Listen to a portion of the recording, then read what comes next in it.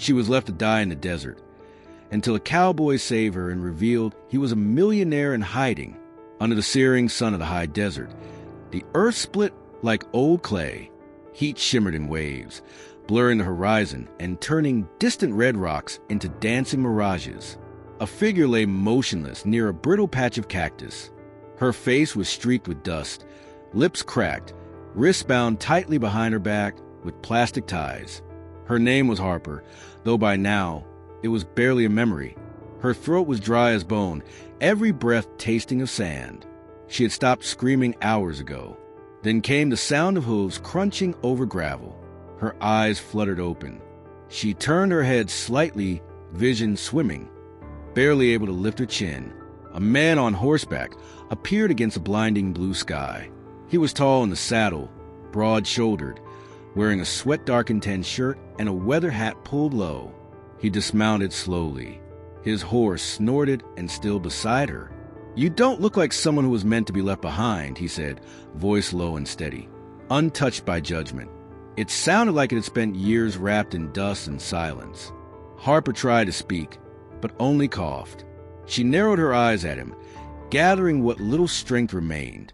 He knelt, studying the bruises on her arms, the dirt on her face, the dry blood at her temple. "I'm going to cut you loose," he said, "just so you know." She didn't answer, still half convinced he was a hallucination. He pulled a knife from his saddlebag and gently sliced through the ties. Her arms dropped, stiff and aching. She winced. "Easy now," he murmured, sliding one arm beneath her shoulders and the other under her knees. She tried to resist, but her body gave up long before her will. He lifted her effortlessly, carried her to horse, and steadied her as he helped her into the saddle. She leaned forward, clinging to the horn, head spinning. "Name's Cole," he said as he climbed up behind her, taking the reins. "We're not far. Just hold on." Harper wanted to ask who he was, or why the hell he was helping her. But the heat pulled her under again and she blacked out. When she woke, a cool, damp cloth was pressed to her forehead. The light was dim, the smell of firewood faint. She blinked slowly, groggy. She was in a tent, or maybe a cabin, hard to tell. The canvas walls were stretched taut over a wooden frame. A pot simmered over a small flame nearby. Cole sat at a table, sharpening a knife. His shirt hung to dry, revealing a back marked by scars, deep, earned, and unmistakably violent. She stared, uncertain if what she felt was fear or safety. He turned, noticing her awake. "You made it through the first nap.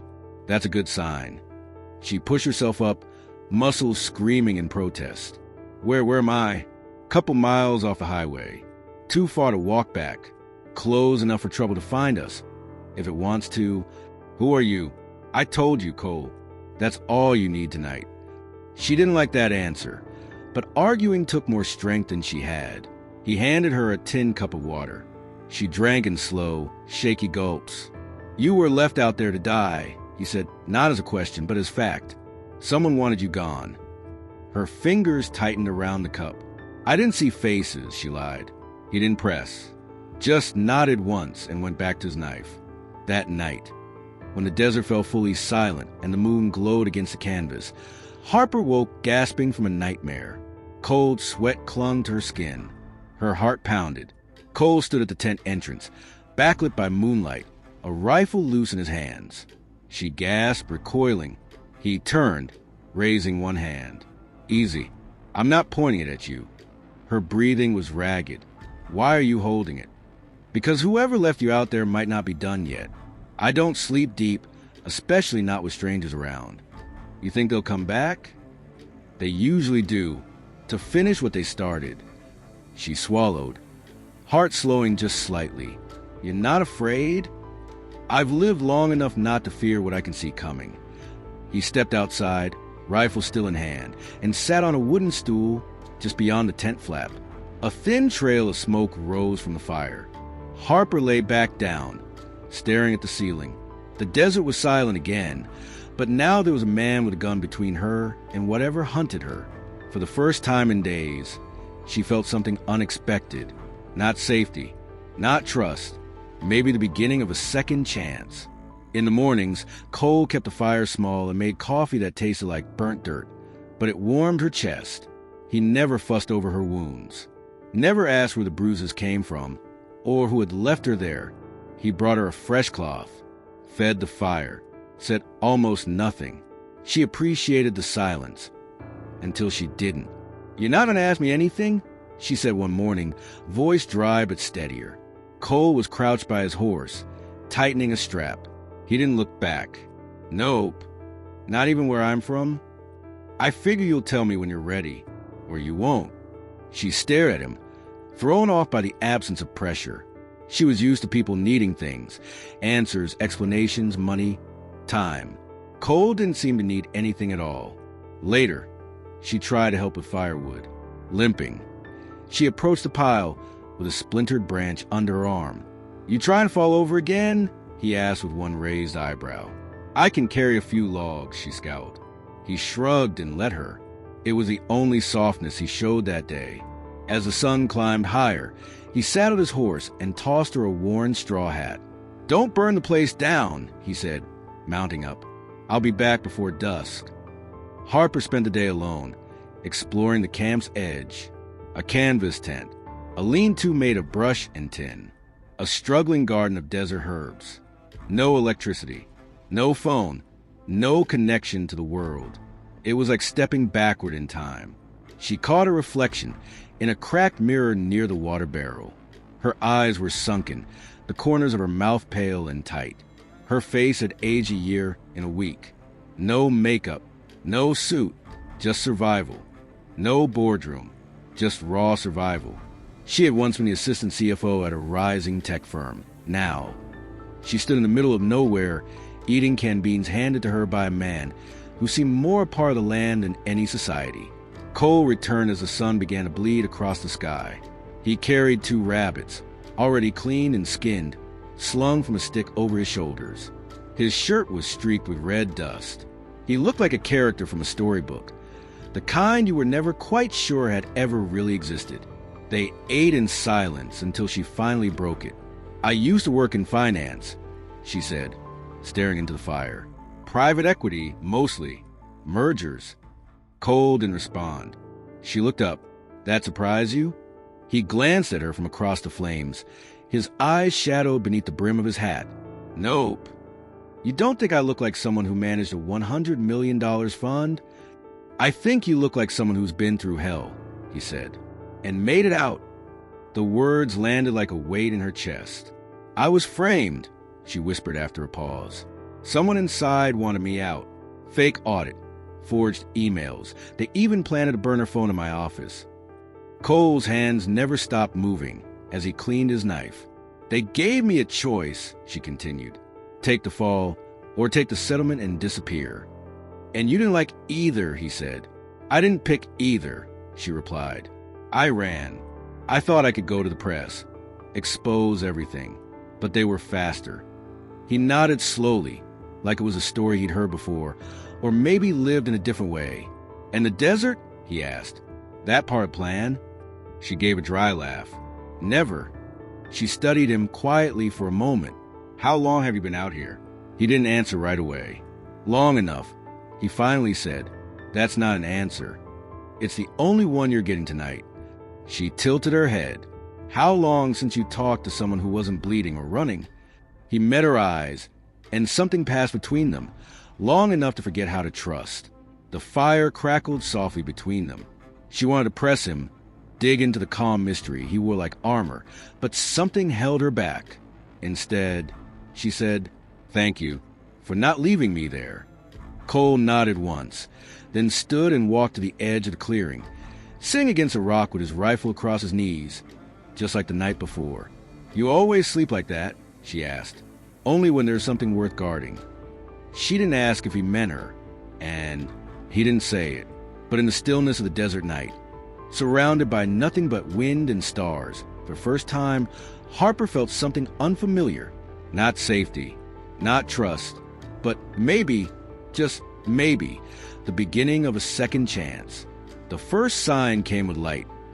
2 narrow beams cutting through the distant darkness like spears. Harper stood just outside the tent, a tin cup of water in hand, when she saw them. Headlights, bouncing off the uneven ground, approaching slowly from the eastern ridge. Her heart stopped. She didn't speak, just turned and ran. Cole was beneath the lean-to, cleaning his rifle. She skidded to a stop. "Lights," she gasped. "Two of them, coming this way." He didn't ask where, didn't ask how close. He stood immediately, eyes narrowing toward the horizon. Then he grabbed his rifle, his saddlebag. "Pack nothing," he said. "We ride." Harper's voice cracked. "Is it them?" He looked at her. "I bet my last breath it is." She didn't argue. She climbed onto the horse behind him, without needing help this time, arms locked around his waist as he kicked the horse into a full gallop. The camp vanished behind them in a blur of shadow and dust. Wind screamed in her ears as they tore across open land, dry brush slapping against their legs. Cole's grip was solid, every movement sharp and sure as they darted between rock and sky. They entered a narrow canyon, its walls rising like jagged fangs under moonlight. Behind them, engines roared louder. "They've got trucks." Harper shouted over the wind. "They won't follow us through this cut," Cole shouted back. "Too narrow. We've got one shot." The horse surged upward onto a plateau. Then the shots rang out, sharp as thunder. The first bullet struck a rock just feet away. Harper ducked. Cole turned, guiding the horse behind a cluster of boulders. "We'll draw them in," he said, sliding from the saddle. "You stay low. If I fall, you ride." She grabbed his arm. "No, you're not going out there alone." His eyes met hers. "I've done it before. That's not the point." He hesitated for just a breath. Then came the voices. "Spread out. Don't let them reach the pass." Flashlights cut through the dark. 3 figures, boots pounding on gravel. Cole moved like lightning. He tackled the first man, slammed him into the dirt, disarmed him. A second raised his weapon toward Harper. She dropped just as a shot rang out, dust exploded near her face. Cole turned, landed a hard elbow to the second man's gut, but the third was behind a rock. His shot cracked through the canyon. Cole dropped to one knee, clutching his shoulder, blood pouring fast. The attackers hesitated, startled by his ferocity. But Harper didn't wait. She crawled to Cole, dragging him behind a rock. "Stay down," he rasped. "Shut up," she hissed, pressing against the wound. His shirt was soaked, her hands slick with blood. "You're bleeding fast." "It's through and through," he said, teeth clenched. "I'll live." "You sure?" "No," he whispered, "but I want to." She tore a strip of his shirt and tied it tight around his shoulder. He winced but didn't scream. "You've done this before," she said, voice low. "Too many times." "Why?" He didn't answer. The canyon quieted. Either the men had left or regrouped. Harper leaned in close, forehead to his. "I'm not letting you die here. Not for me." He blinked through the sweat. "I didn't do it for you," he murmured. "I did it because I don't run from the wrong people anymore." She looked at him, really looked, not just pain in his eyes, but history, depth, not a drifter, not a simple man, someone who had bled for something once. "We need to move," she said. He grunted, staggered to his feet, leaning on her only as much as he had to. They limped deeper into the canyon, where the walls bent inward and moonlight disappeared. A trail of blood followed them, but they didn't look back. Not anymore. Neatly arranged in linen wrapping were paper items, none newer than a decade. A hand-drawn map of the region sat on top, marked in red ink with circles and notes like M, surveyed, and no access. Beneath it were faded Polaroid photographs, some bent but still legible. One showed a younger, clean-cut Cole in a suit, standing stiffly between 2 older men in front of a corporate building. He looked like a stranger in his own skin, unsmiling, uncomfortable. Below the photos were old newspaper clippings, folded but readable. Harper unfolded one and froze. The headline read, "Colton Maddox declines empire, walks away from $3.2 billion legacy." Her breath caught. She remembered that name. Everyone did.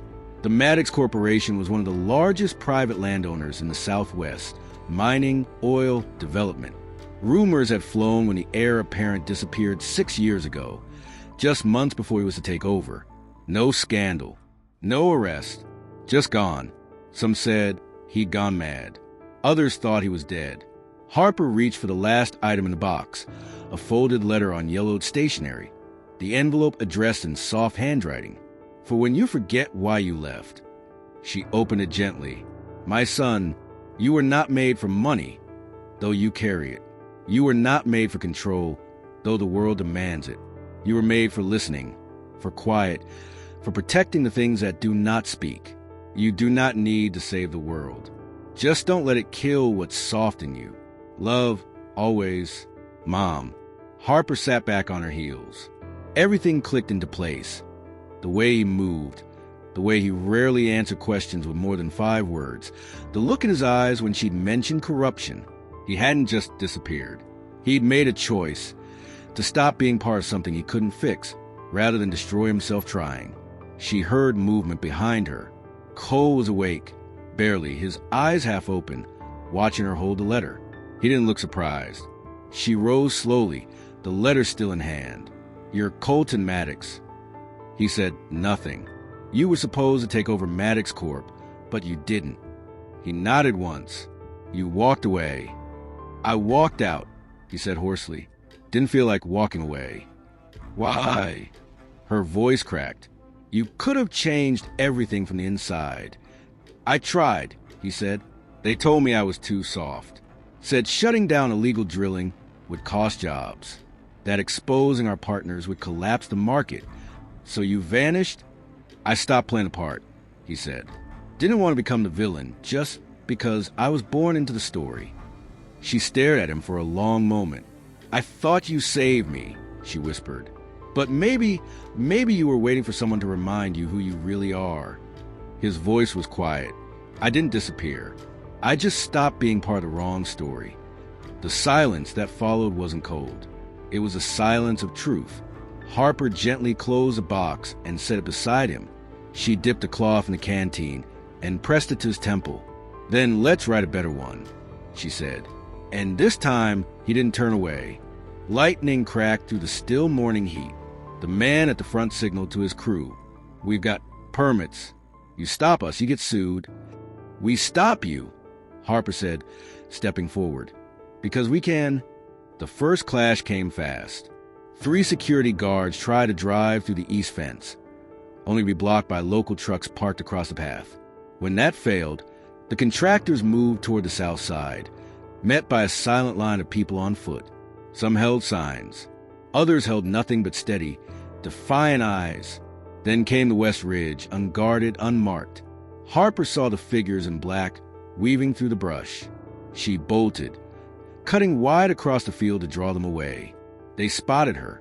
She sprinted toward the bluff, wind tearing through her hair, heart hammering in her chest.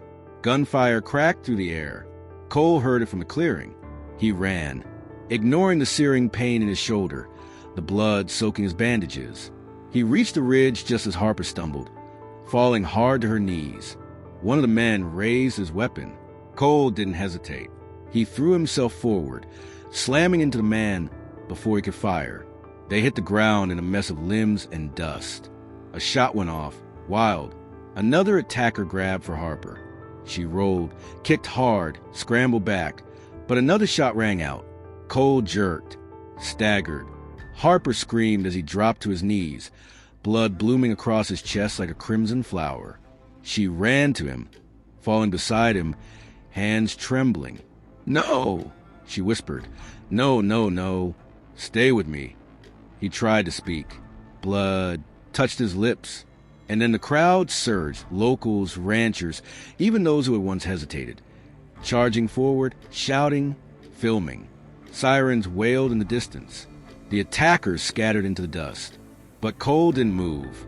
He stayed grounded, his breath shallow, his eyes wide, bleeding in the very place he had chosen to defend with silence, and now with his life.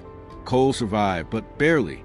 The bullet had torn through his chest, grazing a lung and fracturing a rib. A miracle, the old doctor said. It had missed his heart by less than an inch. Harper never left his side.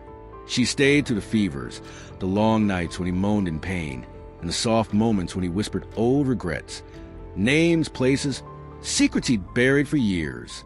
She cooled his forehead, cleaned his wounds, and read aloud from a battered book she'd found near the cot. Poems about rivers, wild horses, faraway lands where the wind didn't always sting. Sometimes he'd wake, look at her, and say nothing. And still, she smiled, just to let him know she was still there. When the worst passed, Cole moved to the porch, wrapped in a wool blanket, surrounded by the dry scent of sagebrush and dust. Harper brought him tea with honey and told stories, not boardroom briefings of the wreckage she left behind, but stories of her mother's garden, the old red swing, the first time she ever rode a horse and fell flat on her back, laughing. One day he laughed too. It sounded like something he hadn't remembered how to do until then. As his body healed, something else did too, something between them that no longer needed words. It existed in the way she handed him his hat before the wind picked up, or how he leaned in slightly when she read, just to feel her breath on his skin. On the 7th day of healing, as the sky turned gold, Cole turned to her. "Ride with me?" "You sure?" Harper asked, eyeing the bandage at his side. "I won't go far," he said, "just up the ridge." They rode slow, side by side, 2 long shadows stretching across the orange hills. At the top, they dismounted and stood beneath a wind-warped tree that clung to the cliff like it decided long ago never to leave, no matter what. Cole reached into the breast pocket of his worn shirt and pulled out a small pouch. From it, he drew a silver ring, weathered, imperfect, beautiful. The ring was slightly bent, its edges dull by time, but inside, etched in delicate script, were 7 words. "Never run from love, not even if it scares you." Harper stared at the engraving, her throat tightening. "It was my mother's," Cole said quietly. "She gave it to me the night before I left. She told me, if I ever found a reason to stop running, I'd know." He held the ring out to her. "I used to belong to the world. Harper, the meetings, the boardrooms, the legacy, but none of it was ever really mine. I took it because it was easier than choosing something real." She looked at him, eyes wide. "I left," he continued, voice low, steady, "not because I was brave, but because I was scared. Scared of what I was becoming. I didn't think I deserved to belong anywhere anymore." He stepped closer. "But now, I just want to belong to you." Harper didn't speak, not right away. Tears welled in her eyes, hot and silent, spilling down her cheeks. With trembling fingers, she took the ring. She didn't need to ask why now, or how he knew, or what tomorrow would look like, because in that moment, under that golden sky, she felt something she hadn't felt in years. Safe, not from danger, but from being forgotten, from being let go. She slid the ring onto her finger and looked up. "I'm not running either," she said. Cole's chest lifted with something deeper than breath. They leaned into each other, arms winding together as the sky turned to dusk. Their foreheads touched, hands pressed over one healing heart. For the first time in their long, bruised lives, they weren't just surviving, they were beginning. And this time, neither of them would do it alone. A year passed.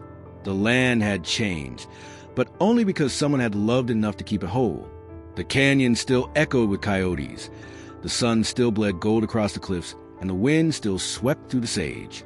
But now there was life. Steady, humble, deeply rooted. They called it Red Haven. Once, it was just a stretch of high desert where Cole went to disappear. Now it was a ranch with purpose, a place where kids from broken systems came to learn how to ride, how to breathe, how to exist without fear, where teens found purpose in fixing fences and brushing horses, where silence could heal what words never could. Harper transformed the old lean-to into an open-air classroom.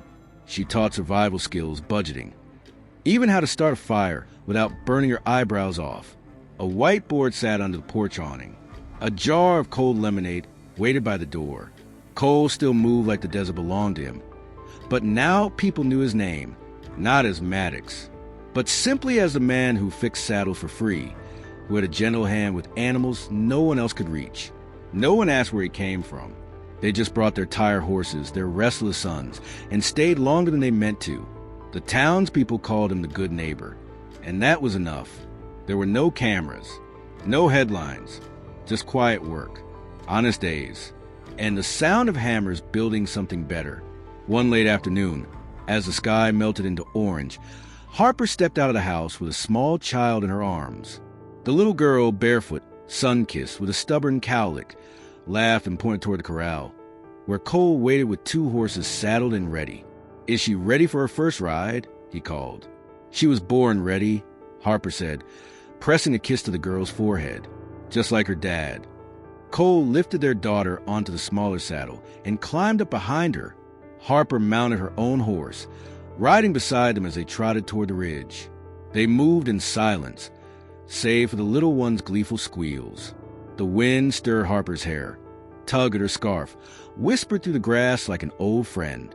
At the top of the ridge, they paused. Below them stretched Red Haven. Fences, grazing horses, new cabins under construction for incoming staff, and a line of trees Harper had planted herself. And beyond that, just horizon. Cole reached for her hand. They didn't need to speak. They didn't need to explain. As the sun dipped low, bathing the land in amber and red, Harper glanced back at the wooden archway that marked the entrance to their home. A simple, hand-carved sign hung from the beam. Red Haven, where no one's left behind. She smiled, because now that was true, not just for the kids, not just for the horses, but for her, and for the man beside her, who once believed he belonged nowhere, and now belonged exactly here. Together, they turned their horses toward home, the wind at their backs, the sun on their shoulders, and a future they no longer had to chase. It had already found them. As sometimes, you have to get lost in the harshest places to find the home you never knew you needed. Cole and Harper didn't just survive the desert. They reclaimed their story. A story not written by money, betrayal, or fear, but by quiet choices. To stay, to fight for what's right, to love, even after the world has tried to convince you not to. If their journey moved you, if it reminded you that no one is too broken, too late, or too far gone to be found, subscribe to Soul-Stirring Stories. Here, every tale is a reminder that hope can grow in the hardest soil, and healing often begins in the most unexpected places. Click subscribe, turn on the notification bell, and join us for more stories that lift, heal, and linger long after the final words fade. Thank you for watching. And remember, wherever you are, someone still believes in the road that leads you home. Soul-Stirring Stories.